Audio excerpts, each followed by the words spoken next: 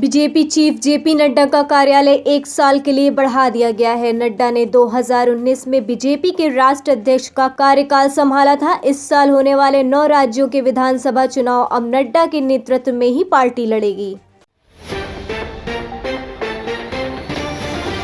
Kanjhawala case में आरोपी आशुतोष को जमानत मिल गई है। रोहिणी कोर्ट ने 50,000 के बेल बॉन्ड पर जमानत दी है। इसके साथ ही कोर्ट ने शर्त रखी कि आरोपी बिना कोर्ट की इजाजत के दिल्ली नहीं छोड़ेगा, न सबूतों से छेड़छाड़ करेगा और न ही गवाहों से संपर्क करेगा।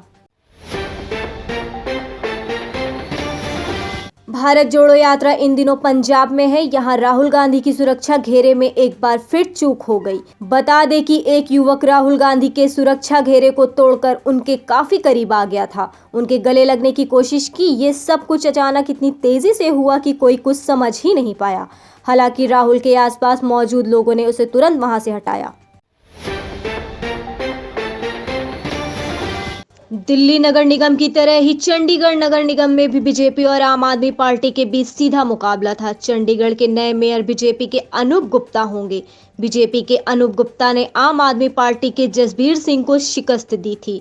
बता दें कि इसी चुनाव में कांग्रेस और शिरोमणि अकाली दल की ओर से कोई प्रत्याशी नहीं उतारा गया था।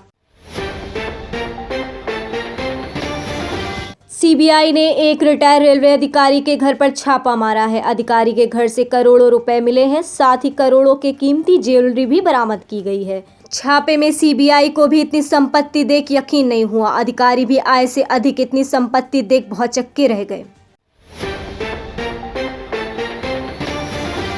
नागौर की किसान रैली में सचिन पायलट का पूरा फोकस नौजवानों और किसानों पर ही था, तो वहीं निशाना बीजेपी पर भी था। लेकिन इशारों से सचिन पायलट ने पेपर लीक केस के बहाने अशोक गहलोत की सरकार को भी घेरा। पायलट ने कहा कि जब पेपर लीक होते हैं तो मेहनत करने वाले स्टूडेंट और उनके परिवारों की मायूसी देखी नहीं जाती। उन्होंने कहा कि सरकार छोटे मोटे दलालों को पकड़ रही है, इससे काम नहीं चलेगा। बड़ी मछलियों पर एक्शन होना चाहिए। अंडरवर्ल्ड डॉन दाऊद इब्राहिम को लेकर चौंकाने वाला खुलासा हुआ है। दरअसल दाऊद इब्राहिम ने पाकिस्तान में एक पठान महिला से दूसरी शादी कर ली है। यह खुलासा दाऊद इब्राहिम के भांजे और दाऊद की बहन हसीना पाकर के बेटे अली शाह ने किया है। बता दें कि राष्ट्रीय जांच एजेंसी NIA ने आतंकी फंडिंग के मामले में दाऊद इब्राहिम और उसके करीबी सहयोगियों के खिलाफ केस दर्ज किया है। भारत के विकेटकीपर और विस्फोटक बल्लेबाज ऋषभ पंत एक्सीडेंट की सर्जरी के बाद अपने स्वास्थ्य के बारे में अपडेट देने के लिए सोशल मीडिया का सहारा लिया। साथ ही 30 दिसंबर को अपनी भयानक कार दुर्घटना के बाद अपने प्रशंसकों, साथियों, डॉक्टरों, फिजियो और BCCI को धन्यवाद दिया। दिल्ली विधानसभा में मुख्यमंत्री अरविंद केजरीवाल ने कहा कि LG से मुलाकात करने गया था। उनको समझना चाहिए था कि कोई भी सरकार स्थायी नहीं होती।